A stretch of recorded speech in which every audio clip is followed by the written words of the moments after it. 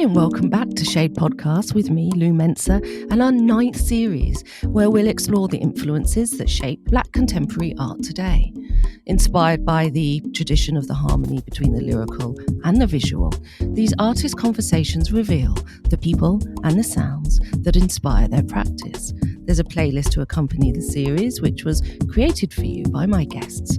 So enjoy this convening of spirits to mark the end of the year.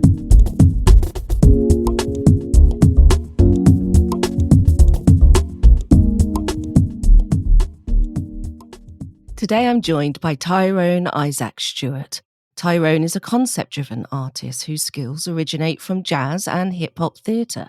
Working as a performer across dance and music, his practice has grown to become a mixture of crump, contemporary dance, visual art and jazz. Tyrone is one of this year's Take 5 Jazz Awardees. The programme supports the UK's most talented jazz musicians. Tyrone features in Julian Knox's latest exhibition, Chorus in Rememory of Flight, currently running at the Barbican until February next year. And he recently released his debut LP, Sick, and he was also called One to Watch by Giles Peterson this year. Tyrone is an art powerhouse, an expansive talent. We connected a couple of years ago when he worked on some sounds for a Shade podcast project. And we started today's conversation with Tyrone telling me about the current period of transition that he's in as he settled at home for a few days between gigs at the Jazz Festival and his forthcoming trip to Europe. Wow, thanks, Lou, for a powerhouse intro as well. Put me in very good light, so I appreciate that. Yeah, it's also my pleasure. It's been an inspiration to be a listener of the Shade podcast, to have contributed on the creative side, and now to be, a speaker. So thank you as well. Let me say that. I am in a transitional mode. I go away the end of this week to Europe to work with a great artist called Nora Chibamere. And I've just come off the back of a spell of performances in Jazz Festival. So I'm in that in-between week trying to get everything kind of closed and prepared for this new thing, but also trying to rest up and that. So I'm generally well and trying to, as we spoke a little bit before, get into a habit of rest and especially valuing these transitional times. I think that's really important, especially for artists, because, we embody our work. It's not like you just clock off at 5 p.m. It's always part of our thoughts, like our daily practice, whatever that may be, our reading, our listening to music. And so like switching off is quite an intangible concept for some artists. What I've been thinking about for this series is the presences, the people that accompany us, who are with us on our creative journey. And so I'm just wondering about what presences you may feel as you work. Who's with you, Tyrone? Yeah, great question. I identify as someone who comes from a variety of cultures, creative cultures, and there are subcultures within those mediums. So not only do I come from the tradition of dance, but the tradition of hip hop, the tradition of crump, the tradition of contemporary dance, much of these. And there are people that I'm consciously trying to be in dialogue with through the work that I make. And so I'd say that I'm with them. And there are probably, I believe that there are things, concepts, and ways that I'm not even aware of that I'm also in dialogue with. One thing I have been thinking a lot more, which I think is connected to this, is the notion of being present. I know my personal tendency, I have a habit of either really going back to tradition and being in the past, or really trying to rid myself of that and pursue this ideal of contemporariness and look towards the future, but just to be before someone in performance and to deal with that live moment is something I have to constantly keep reminding myself of, that is the practice. And I think some things that people do say in the experience of my works is the notion of presence. So that's something that through people saying that to me, I then question, like, what is this dialogue of being present?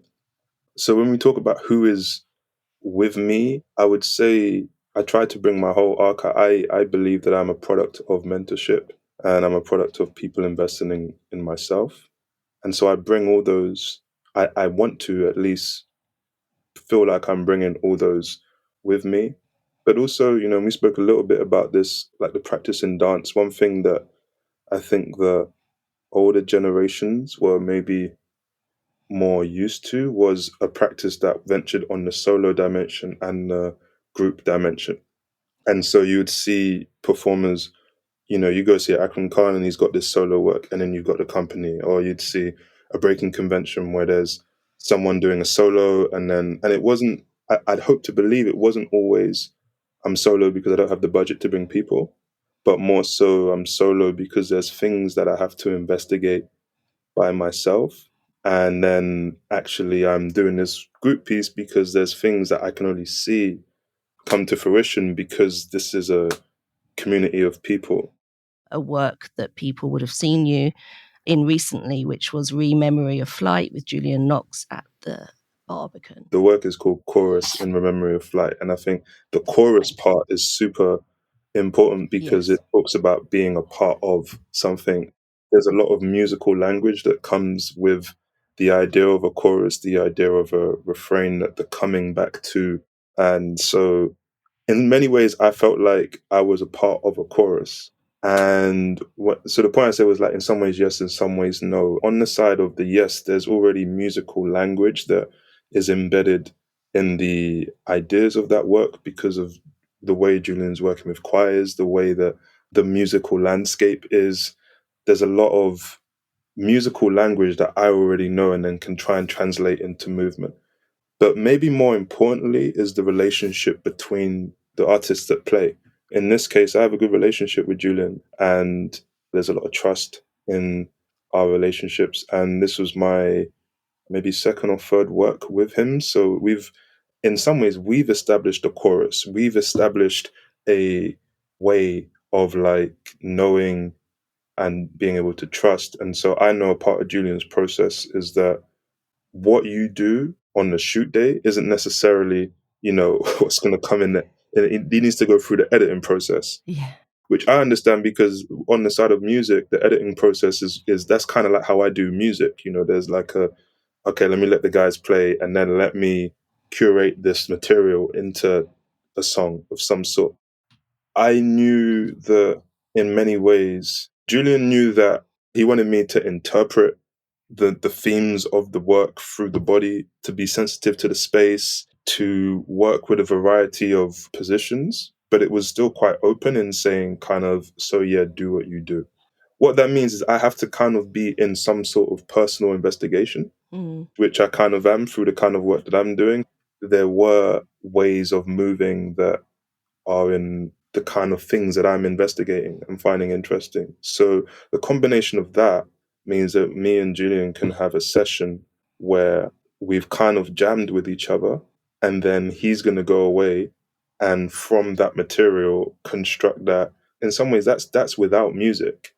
What we would do sometimes is play music that moves me, which I'm now realizing is a thing. Sometimes to get the best movement out of me, I need to have sounds that move me. Mm. And therefore, I'm just like, that's my shortcut to like, okay, let's go from 0 to 100 like ASAP. Then give me my tunes, and then I can get that. So the combination of seeing what moves me and then bringing that to the soundtrack that's been being developed on one side, and then letting all that speak is what creates the final product which you see at the Barbican. All of your work starts with a personal investigation. And I think that's quite overlooked in all areas of creativity. And I just wondered, who are the artists or art movements that have inspired you or held you in your processes as you've been going through that personal investigation? Just in that comment, I think there's an important thing which I always encourage artists to ask, and I started realizing because of the quickness in which my artistry was evolving or moving, I was always assumed that I'm at a place which I might not be. So the question, like, where are you at? Like I said, I was starting in Crump. By the time I started moving more into making the album and stuff, it was harder for me to connect with that movement in the way that it might be seen as. So when I be getting calls or like I need you to like can you do this movement thing, and the expectation is yeah because I really see like you doing this crump thing. I would have to communicate, yeah, like that's not really where my body's been. We had a whole Mm. pandemic. Doing that in my room was not what was giving me the healing I needed. So I move different now. And I would have to say, look, this is where I'm at. And I'm cool. Maybe you can choose someone else. Or if you want where I'm at, that's fine. But in my work, I'm now like, that's a prerequisite. You know, where are Mm. you at? This is what I know you to be, what I find interesting in you, but that might be a lot harder to do that. But maybe let's start from there and Mm. see what comes from that. So the question, where are you at, for me becomes really important in that way. And maybe the other development I am finding is being aware of peer improvement and peer inspiration. When I was growing up, the notion of a peer mentor, it was more of a mentor, meaning elder to younger, because there was also less people doing their own things at your age level. Whereas now there's a lot of people I consider peers, a lot of people I am inspired by that do their thing. I look at Julian and I see him as someone that's like, yeah, like that's someone I'm inspired by Mm. and I'm working with, or like the stuff I can learn from. Mm. And so many other musicians, dancers, visual artists that I consider peers that are teaching me in ways which are different to the greats or the elders or the people from history, Black British history. And that means that the path that I'm trying to make more consciously is a transition from dancer musician to interdisciplinary, you know, which just means that the work that I make is the combination of Mhm. my creative mediums. And that's what I'm interested in. And I'm trying to build bodies of work that are examples of that. And therefore, who inspires me are people that have either achieved that or people that are on the route to achieving that. And sometimes it's either the younger generation because I'm seeing things that they don't even think twice about. You know, when I was growing up, the notion of I was given a lot of advice to choose mastery and focus on one medium. Yes. Whereas the younger generation, I don't think that's their burden. I think it's definitely a challenge to choose depth over breadth for the younger people, but it does look slightly different because we're also in an economy where people can validly say, why do I want to go deep in this if I can collaborate with someone else who's deep in that thing?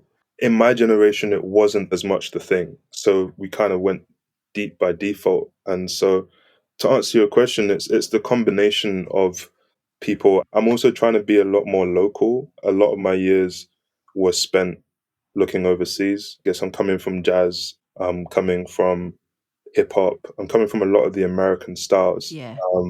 And that's my archive, so I can't, it's neither here or there. But Mm. in upon reflection, it made me realize that I didn't get into some of the Black British greats. I didn't get to Africa via the Caribbean. It was maybe Africa through African American history. It's much more important for me to wrestle with some of the nuanced stories, like as an example, yeah, people like Joe Harriet, who's a Jamaican alto saxophonist who went to the Alpha Boys school and came to the UK and made very kind of contemporary abstract music that was very much ahead of his time. And it's a marvel to me that like someone with that background made the music that he did. It got me when I was like, why did it take me so long to come across these people? It's the Mm. same with the visual art, the John Okomfors, the Kodwa Shuns, and the great kind of writers and makers who were kind of on the cusp of many different disciplines that I just didn't have my lens on them. And it's only when I meet also peers who knew about them ages ago that I'm then humbled, sobered, and inspired to really sort of build a new phase of my artistry. The Black British artists just couldn't get the visibility that Mm. was 30 years later. They're getting introduced to the world stage in the way that they should have before. A thought that I am wrestling with is as we get more onto the world stage, only because you talked about being present, this becomes quite interesting to me because sometimes it feels like the code for getting on the world stage is if you talk about the history of the Black British story in the UK. Like there's a validity in that as well.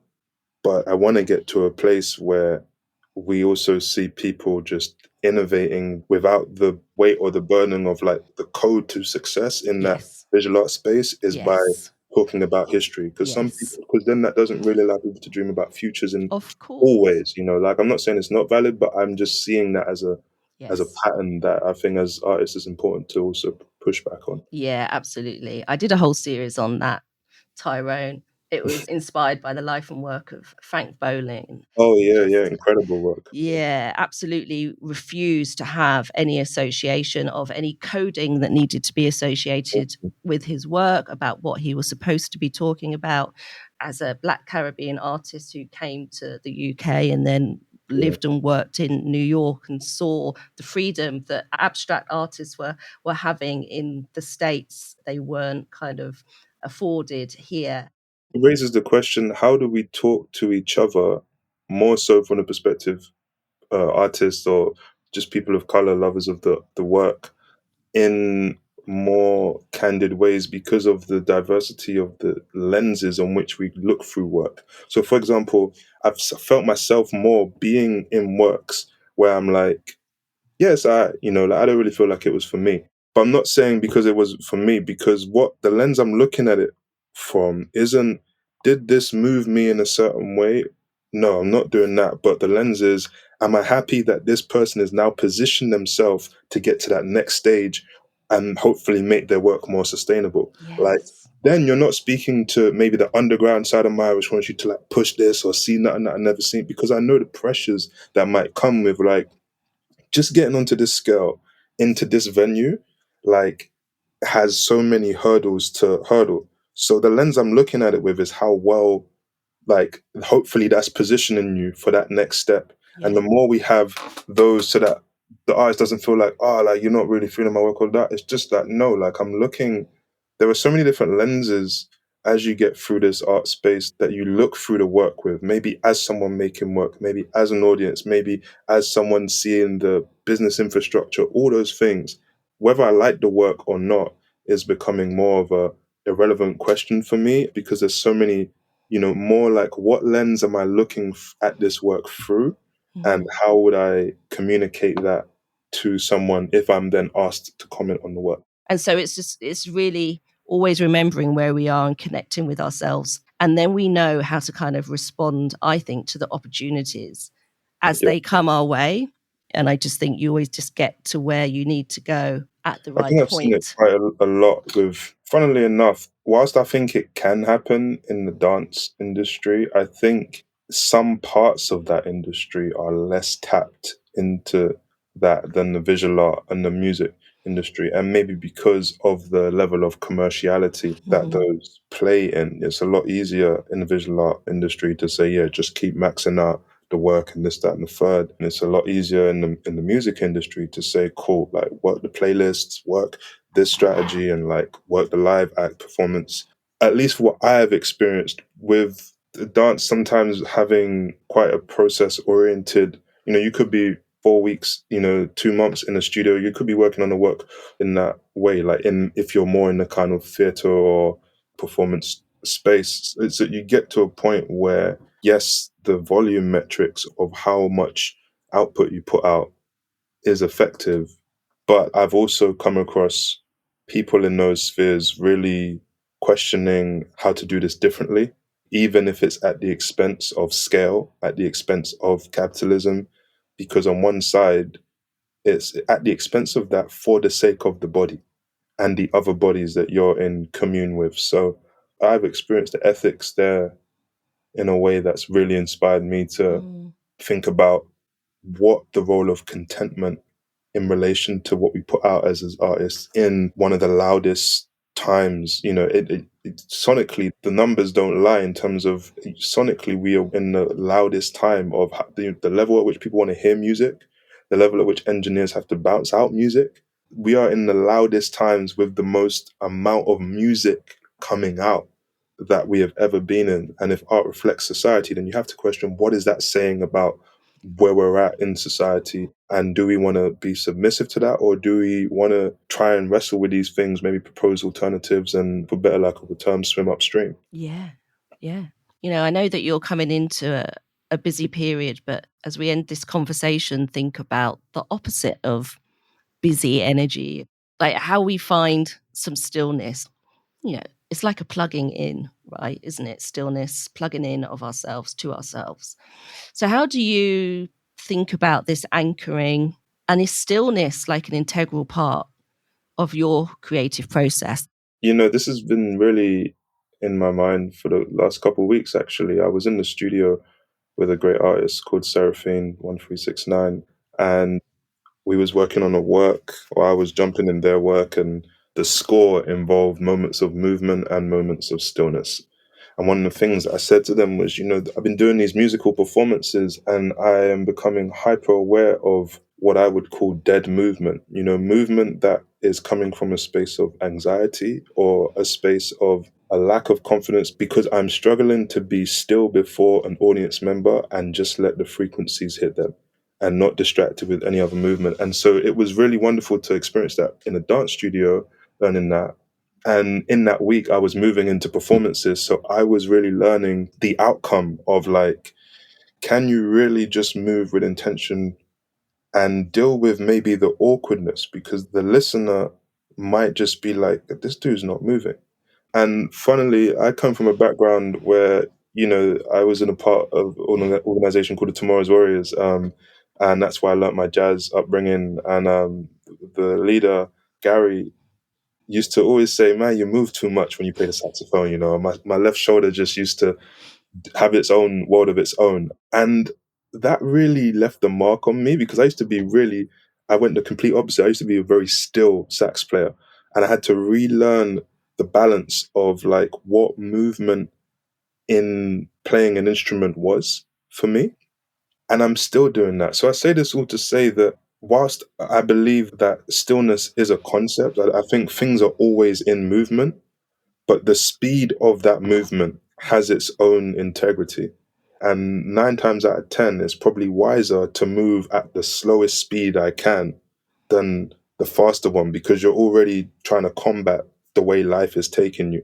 So I've been learning stillness through musical performance. Nora Chipalmere, who I'm going to be researching with next month, was also part of her movement practice called Naka, involves practice called plugging in. And that really does connect with everyone who's come before and you being fully present. And she has this thing of the body not being in a form of apology.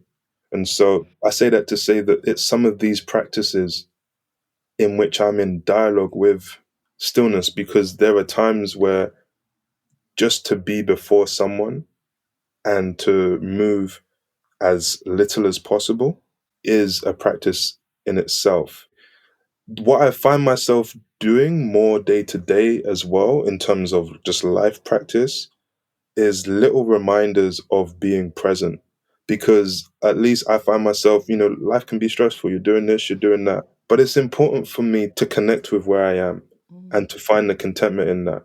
I am in this room. There's a green thing behind me. There's a laptop here. There is a tea which you can't see that I'm drinking. Like these things just slow down where my reality is. And I find myself, especially I can be walking, I'm plugged in, earphones in, locked into my own world in that. And sometimes I find myself more often saying, let's just deal with the hypernormality of the situation or the present reality. And I see these things, I hear these things, I smell these things, I bring the senses in. And I'm not even going to say that has miraculous wonders, because sometimes it isn't there to produce miracles. It's just there to remind you that all of this is here. And sometimes that can be the godsend for me. I can just slow down my way of being. I can place value into the room or into the space or wherever I am because I'm acknowledging things. And there's a lot in life that can take me out of this space into other things. So I find that is connected to stillness or to presence because it's connected to contentment and acceptance. And in the practice of stillness or slower movement, all those sensations are coming up. What you can be content with, what you can't, what you need to be patient with, and all those things. So yeah, maybe that gives a bit of insight to how I feel that. It's been wonderful hearing you share your thoughts on your practice and your thoughts on presence today, and I know that everyone's going to get a lot from it. I certainly did. So thank you, Tyrone.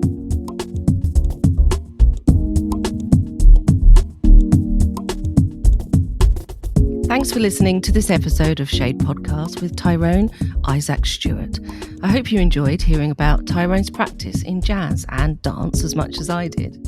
I was particularly intrigued by Tyrone's practice of self-development as an integral part of his discipline as an artist. His confidence in sticking with this self-work, regardless of how uncomfortable it may be, benefits not only his practice, but all of us. Be sure to visit his work with Julian Knox at the Barbican and his music using the links I've shared in the podcast description. Subscribe to Shade Podcast to listen to all the episodes in this series. Also explore Shade Art Review on Substack, joining thousands of art-curious listeners like you who are discovering more about the work of visual artists from the Black diaspora. There you'll find art listings, comment, artist spotlights and guest posts, and free subscriptions are available. But for the full Shade Art Review experience, sign up today to receive 20% off your annual membership, an offer which is available for the duration of this series. This series of Shade Podcasts was produced and hosted by me, Lou Mensa, and mixed by Tess Davidson. See you next time.